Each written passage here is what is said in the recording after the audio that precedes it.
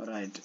Previously, we actually said we are now at the point where we are passing the NLA unit, and one of the few NLA unit that we are going to start with, it's the SPS NLA units.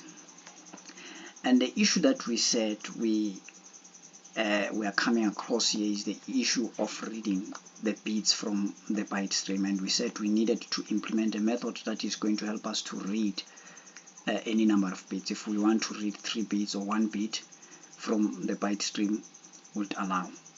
And we also emphasize that, okay, the .NET does not really have a framework that allows you, or a type in the framework that allows you to read bits from the stream.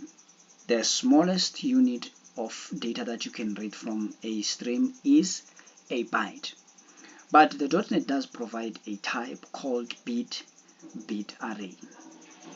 So we said we're going to make use of that BitArray type, but we said that BitArray type has a problem, is that it does not keep track of the position that you are in as you read your bits. So now what we have done, we have extended that BitArray type, and here's how we have extended it, because you cannot really inherit from the BitArray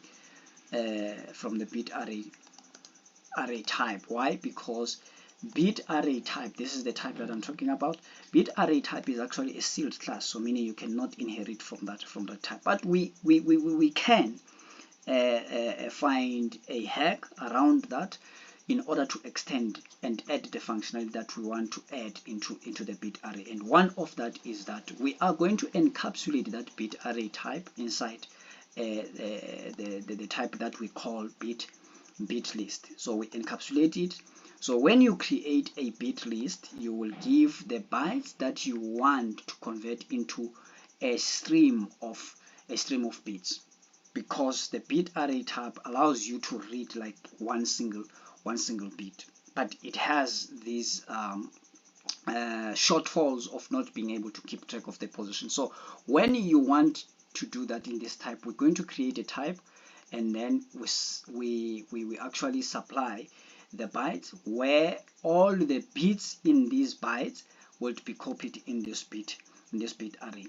And then inside this class that we have defined, we define a read method that will take as its parameter the number of bits that you want to read, right? So then we again define another method that we call read bits. This read bits is going to read these bits. This is the method that does the actual reading. Does that make sense? Then what this method does is that it's going to read the bits and create a string of binary numbers. For example, if it reads a bit and it finds that the bit is on, it's going to record as 1, and then if it goes to the next bit and finds that it's off, it's going to record a 1 and concatenate it with the previous bit to create a string, as it does, as you can see that it does that here. Here, this is where it checks whether the current bit that it is read, the current bit in this BitArray, is it true or false.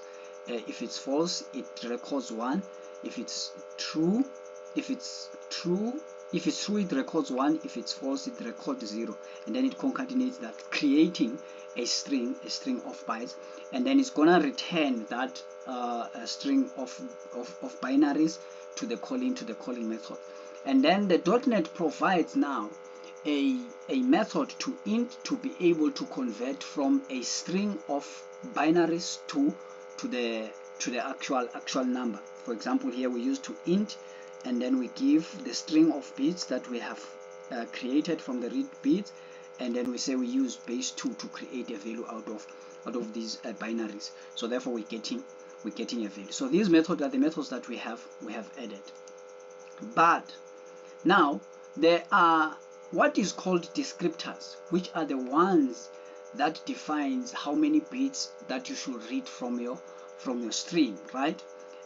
For example, we have a descriptor that is called unassigned integer, like this one.